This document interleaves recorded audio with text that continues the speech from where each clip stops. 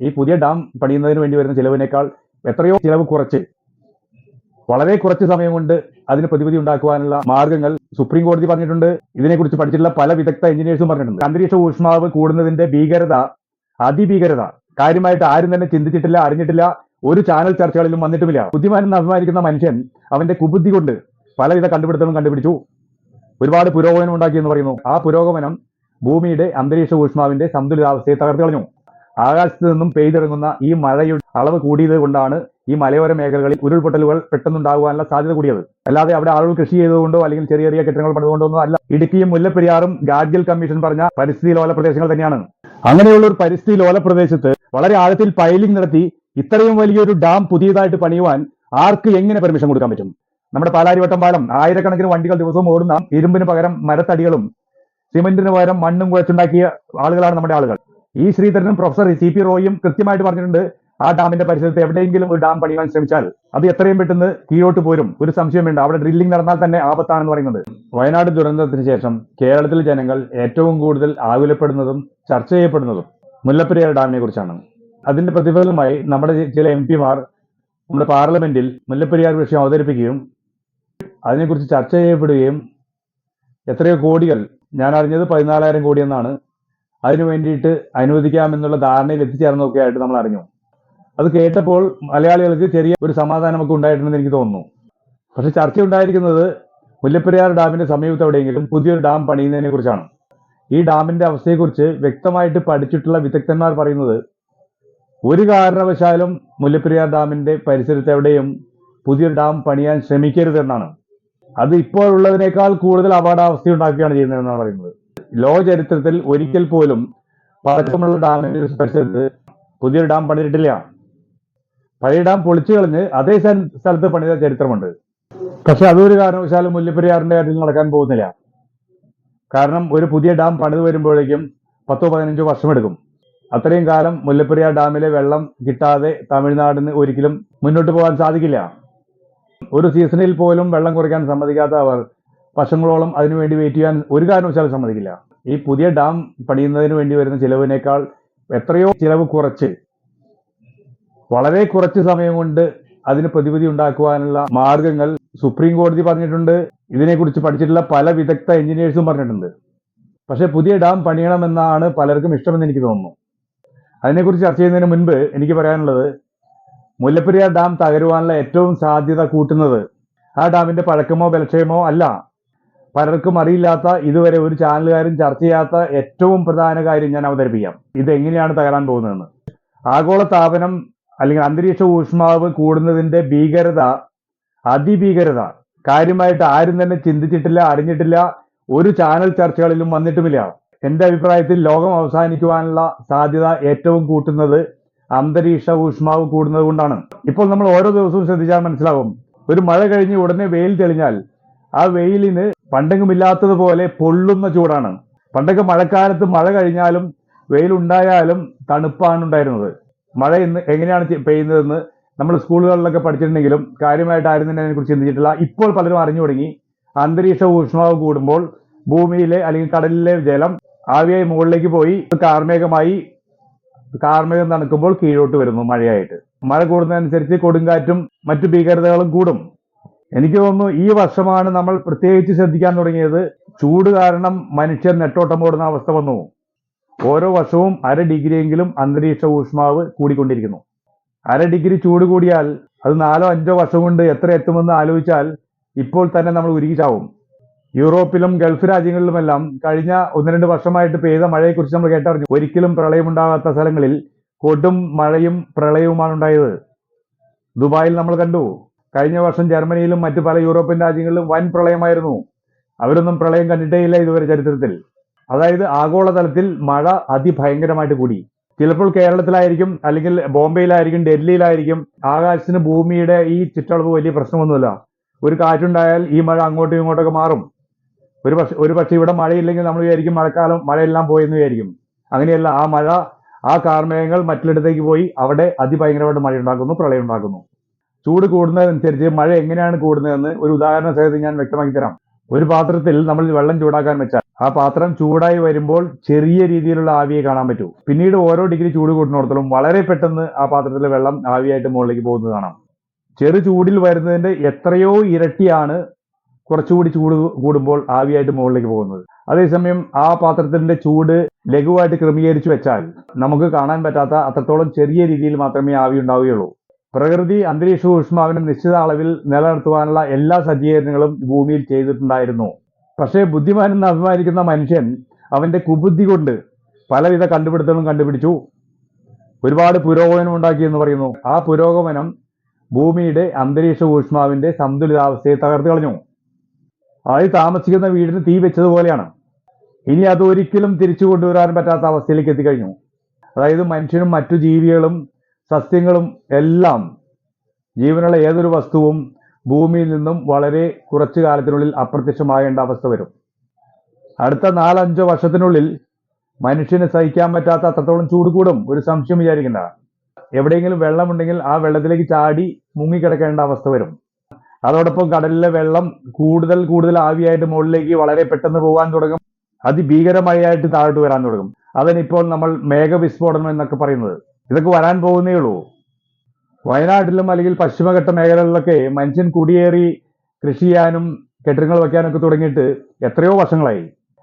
വയനാട്ടിൽ ജനിച്ചു വളർന്ന് ഇന്ന് കൃഷിയൊക്കെ നടത്തി ഇപ്പോൾ അതിൽ മരിച്ചവരൊക്കെ അവരുടെ മുൻ തലമുറ ഭൂരിഭാഗവും കോട്ടയം പാലാ ഭാഗത്തുള്ളവരായിരുന്നു എന്ന് കേൾക്കുന്നു, അല്ലെങ്കിൽ തെക്കൻ കേരളത്തിൽ നിന്നുള്ളവരായിരുന്നു. കഴിഞ്ഞ കാലഘട്ടങ്ങളിലൊന്നും വലിയ വലിയ ദുരന്തങ്ങൾ ഇതുപോലെ ഉണ്ടായിട്ടില്ല. പക്ഷെ ഇപ്പോൾ 2-3 വർഷമായിട്ട് ദുരന്തങ്ങൾ വരുമെന്നുള്ള ഉറപ്പായി കഴിഞ്ഞു എവിടെയെങ്കിലുമൊക്കെ. അത് ഓരോ വർഷവും കൂടിക്കൊണ്ടിരിക്കുന്നു. ഇതിന്റെ കാരണം മറ്റൊന്നുമല്ല, ആകാശത്തു നിന്നും പെട്ടെന്നുണ്ടാവുന്ന അതിഭയങ്കരമായ മഴയെ താങ്ങി നിർത്തുവാനുള്ള കഴിവ് ഈ മലമുകളിലെ പാറകെട്ടുകൾക്കില്ല.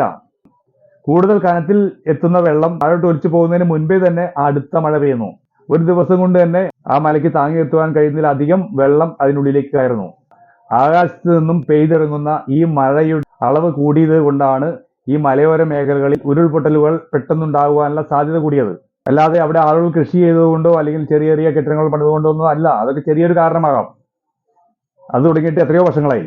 ഇങ്ങനെയുള്ള അപകടാവസ്ഥ ഇനിയും ഏറ്റവും കൂടുതൽ വരാൻ പോകുന്നത് കേരളത്തിലെ ഏറ്റവും ഉയർന്നു നിൽക്കുന്ന മുല്ലപ്പെരിയാർ ഡാമിന്റെ മുകളിലുള്ള സ്ഥലങ്ങളിലായിരിക്കും. എറണാകുളത്ത് നിന്നും 2890 അടി ഉയരത്തിലാണ് മുല്ലപ്പെരിയാർ നിൽക്കുന്നത്. ഇടുക്കി ഡാം നിൽക്കുന്നത് വെറും 554 അടി മുകളിലാണ്.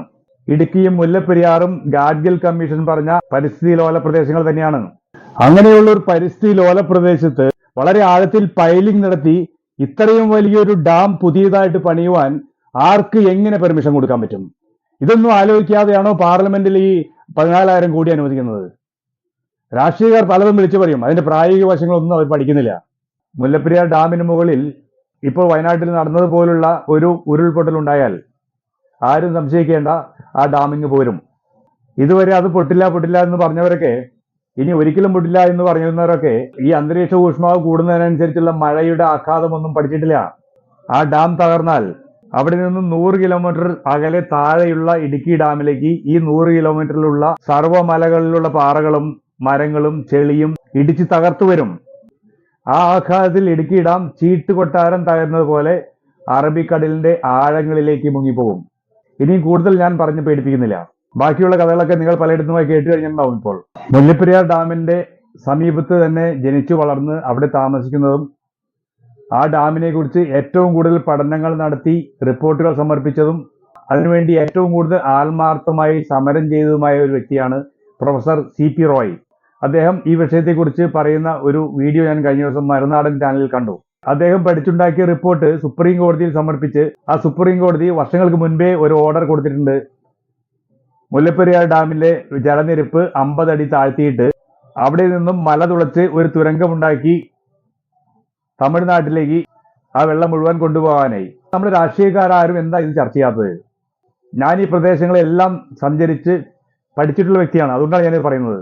നിങ്ങൾക്ക് ആർക്കെങ്കിലും താല്പര്യമുണ്ടെങ്കിൽ ഒന്ന് ഈ മുല്ലപ്പെരിയാർ ഡാമിൽ നിന്നും കാറിന് ഈ തമിഴ്നാട്ടിലേക്കൊന്ന് സഞ്ചരിച്ചു നോക്കൂ. വളരെ കുറച്ച് ദൂരമേ ഉള്ളൂ. മുല്ലപ്പെരിയാർ ഡാമിനെ തടഞ്ഞു നിർത്തുന്ന ആ മലയുടെ തൊട്ടപ്പുറത്താണ്, വളരെ താഴ്ചയിലാണ് ഈ തമിഴ്നാട്ടിന്റെ കൃഷി പ്രദേശങ്ങൾ കിടക്കുന്നത്.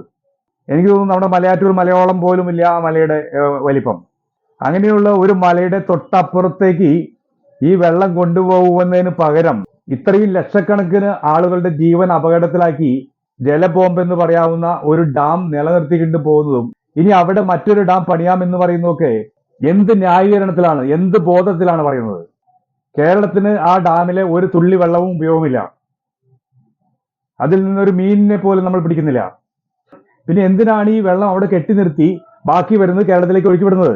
സിവിൽ എഞ്ചിനീയറിംഗ് കൺസ്ട്രക്ഷനിൽ ഇതുവരെ നമുക്ക് 100% പ്രായോഗികവും വിശ്വസനീയവുമായിട്ട് പറയുന്നതിലും ചിലവ് കുറച്ച് കൊങ്കൺ തുരങ്കം മുതൽ നമ്മുടെ മെട്രോ റെയിൽവേ വരെ പണിത, ഏറ്റവും വിജയകരമായി പണിത, ഏറ്റവും കുറച്ച് സമയത്തിനുള്ളിൽ പണിത, ഏറ്റവും ചിലവ് കുറച്ച് പണിത, ഞാനൊരു സൂപ്പർ ഹീറോ എന്ന് മനസ്സിൽ വിചാരിക്കുന്ന വ്യക്തിയാണ് ഇ ശ്രീധരൻ.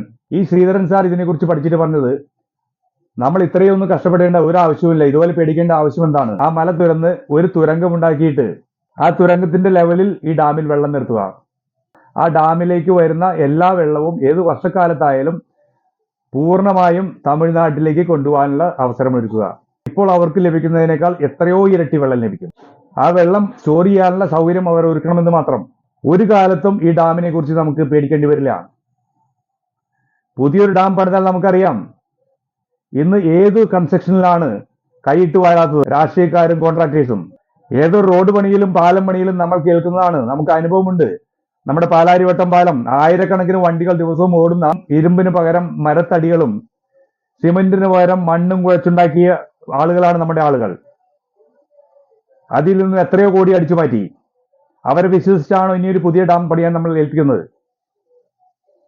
ഇത്രയും ആളുകളുടെ ജീവൻ ആപത്തിലാവുന്ന അവസ്ഥയിൽ ഇനിയും ഒരാൾ പരീക്ഷ നമ്മൾ നടത്തുവാൻ പോവുകയാണോ? അത് ഏറ്റവും ആത്മഹത്യാപരമായ നടപടിയായിരിക്കും അങ്ങനെ ഒരു തീരുമാനമെടുത്താൽ. ഒരു സംശയവും വേണ്ട. ഈ ശ്രീധരനും പ്രൊഫസർ CP റോയും കൃത്യമായിട്ട് പറഞ്ഞിട്ടുണ്ട്, ആ ഡാമിന്റെ പരിസരത്ത് എവിടെയെങ്കിലും ഒരു ഡാം പണിയാൻ ശ്രമിച്ചാൽ അത് എത്രയും പെട്ടെന്ന് കീഴോട്ട് പോരും. ഒരു സംശയം വേണ്ട. അവിടെ ഡ്രില്ലിംഗ് നടന്നാൽ തന്നെ ആപത്താണെന്ന് പറയുന്നുണ്ട്. ഡാം പണിയുന്നത് വെറുതെ മണ്ണിന്റെ മുകളിൽ 4 കല്ല് വെച്ചല്ല, അത് വളരെ ആഴങ്ങളിലേക്ക് പാറ തുരക്കണം. ആ തുരക്കുന്ന സമയത്ത് ഇത്രയും വെള്ളം താങ്ങി നിർത്താൻ ഡാമിന് തീർച്ചയായിട്ടും കുലുക്കമുണ്ടാവും. ഇത്രയും കോടികൾ മുടക്കാതെ വളരെ ചെലവ് കുറഞ്ഞ് വളരെ കുറച്ച് സമയം കൊണ്ട് കേരളത്തിനോ തമിഴ്നാടിനോ ഒരു ബുദ്ധിമുട്ടുമില്ലാതെ കാര്യങ്ങൾ എത്രയും പെട്ടെന്ന് സോൾവ് ചെയ്യാം. എന്നെ അത്ഭുതപ്പെടുത്തുന്നത്, കഴിഞ്ഞ കുറേ ദിവസങ്ങളായി ഈ വയനാട് ദുരന്തത്തെക്കുറിച്ചുള്ള ചർച്ചകൾ മാത്രമേ എല്ലാ TV ചാനലിലും ഉള്ളൂ. പക്ഷെ ആ ചാനലിൽ പങ്കെടുക്കുന്നവരും ആ ചർച്ചയെ നിയന്ത്രിക്കുന്നവരും വളരെ ശ്രദ്ധിക്കുന്ന ഒരു കാര്യമുണ്ട്. മുല്ലപ്പെരിയാർ എന്നൊരു വാക്ക് അറിയാതെ പോലും വരാതിരിക്കുവാൻ അവർ ശ്രദ്ധിക്കണമെന്ന് ഞാൻ മനസ്സിലായി. ഞാൻ കുറെ ദിവസങ്ങളായി ശ്രദ്ധിക്കുന്നു. കേരളത്തിന്റെ അവസ്ഥയും മഴയുടെ അവസ്ഥയെ കുറിച്ച് അവർ ചർച്ച ചെയ്യുന്നുണ്ട്. പക്ഷെ ഒരാളുടെ നാവിൽ നിന്ന് പോലും മുല്ലപ്പെരിയാറിനെ കുറിച്ച് മിണ്ടുന്നില്ല. ആർക്ക് വേണ്ടിയാണ് ഈ ചർച്ച നടത്തുന്നത്? വയനാട്ടിൽ മരിക്കാനുള്ളവരൊക്കെ മരിച്ചു കഴിഞ്ഞു. അതിന്റെ എത്രയോ ലക്ഷക്കണക്കിന് ഇരട്ടി പേർ ഇപ്പോൾ ജീവനും പേടിച്ചിരിക്കുന്നു. അടുത്ത 1 മാസത്തിനുള്ളിൽ കേരളത്തിലെ മഴ തീരും, ഈ ചർച്ചയും അവസാനിക്കും. അടുത്ത വർഷത്തെ മഴ ഒരു കാരണവശാലും നമുക്ക് താങ്ങാൻ പറ്റാത്ത അത്രത്തോളം മഴയായിരിക്കും, ചൂടും അതുപോലെയായിരിക്കും. ഞാൻ എല്ലാവരോടും താണു വീണ് അപേക്ഷിക്കുകയാണ്, ഈ ഒരു പുതിയ ഡാം പണിയുന്നതിനെതിരെ നമ്മൾ ശബ്ദമുയർത്തണം. ആദ്യം ശബ്ദമുയർത്തേണ്ടതാണ്. സുപ്രീം കോടതിയുടെ മുൻ ഓർഡർ ഉള്ള ആ കാര്യം ചെയ്യുക. സംശയമുള്ളവർ ഈ മലയൊന്ന് സന്ദർശിച്ചു നോക്കൂ. 1 മാസം കൊണ്ട് വേണമെങ്കിൽ ഈ തുരങ്കമുണ്ടാക്കി ഈ പ്രശ്നം സോൾവ് ചെയ്യാം. പക്ഷെ ആർക്കും കൈയിട്ട് വാഴാനൊന്നും കിട്ടില്ല. അവിടെയാണ് പ്രശ്നം. ഈ മുല്ലപ്പെരിയാർ വിഷയത്തെക്കുറിച്ച് എനിക്ക് തോന്നുന്നു ഞാനായിരിക്കാം ആദ്യം ഒരു വീഡിയോ ചെയ്തത് ഈ വർഷം. അത് ഏകദേശം ഒരു 3 മില്യണിലധികം ഷെയർ ചെയ്ത് പോയിട്ടുണ്ട്. അത് ഷെയർ ചെയ്ത ഓരോരുത്തരും ഈ മുല്ലപ്പെരിയാർ പ്രശ്നം സോൾവ് ചെയ്യാനുള്ള ഒരു സേവനമാണ് ചെയ്തിരിക്കുന്നത്. ഒരു സംശയം വിചാരിക്കേണ്ട. കാരണം ഇപ്പോൾ ഇത് വലിയൊരു ചർച്ചയായിട്ടുണ്ട്, പാർലമെന്റിൽ എത്തിയിട്ടുണ്ട്. ഞാൻ ഈ വിഷയം ഇത്ര തീവ്രതയോടെ, ഇത്ര വികാര വിക്ഷോഭത്തോടെ അവതരിപ്പിക്കുന്നത് എനിക്ക് കൈയടി കിട്ടുവാൻ വേണ്ടിയിട്ടല്ല, എനിക്ക് വൈറലാകുവാൻ വേണ്ടിയിട്ടല്ല. ഒരു പൈസയും എനിക്ക് ഈ വീഡിയോയിൽ കൂടി വേണ്ട. ഞാൻ ഇതിൽ പരസ്യം കയറ്റിയിട്ടേ ഇല്ല ഒരു വീഡിയോയിലും. എന്റെയും ഈ നാടിന്റെയും ജീവൻ രക്ഷിക്കുവാൻ ഒരു ചെറുവിരൽ അനക്കുവാൻ സാധിച്ചിട്ടുണ്ടെങ്കിൽ അതാണ് എനിക്ക് കിട്ടിയിരിക്കുന്ന ഏറ്റവും വലിയ പ്രതിഫലം. ഞാൻ ഈ പറയുന്നതിൽ എന്തെങ്കിലും കഴമ്പുണ്ടെങ്കിൽ ദയവ് ചെയ്ത് നിങ്ങൾ മുൻപ് ചെയ്തതുപോലെ നിങ്ങളുടെ ഫാമിലി ഗ്രൂപ്പുകളിലേക്കും ഫ്രണ്ട്സിന്റെ ഗ്രൂപ്പുകളിലേക്കും ഈ വീഡിയോ ഷെയർ ചെയ്യുക. നമുക്ക് പുതിയ ഡാം പണിയുകയല്ല വേണ്ടത്. വർഷങ്ങളോളം അതിനു വേണ്ടി കാത്തിരിക്കാൻ പറ്റില്ല. എത്രയും പെട്ടെന്ന് ഇതിന് പരിഹാരമുണ്ടാക്കുന്ന ഏറ്റവും എളുപ്പമുള്ള മാർഗമുള്ളപ്പോൾ അതിനെക്കുറിച്ച് ചിന്തിക്കുവാൻ, അതിനെക്കുറിച്ചുള്ള ഒരു ബോധവൽക്കരണം ഉണ്ടാക്കുവാൻ ഈ വീഡിയോ സഹായിക്കട്ടെ എന്ന് പ്രാർത്ഥിക്കുന്നു.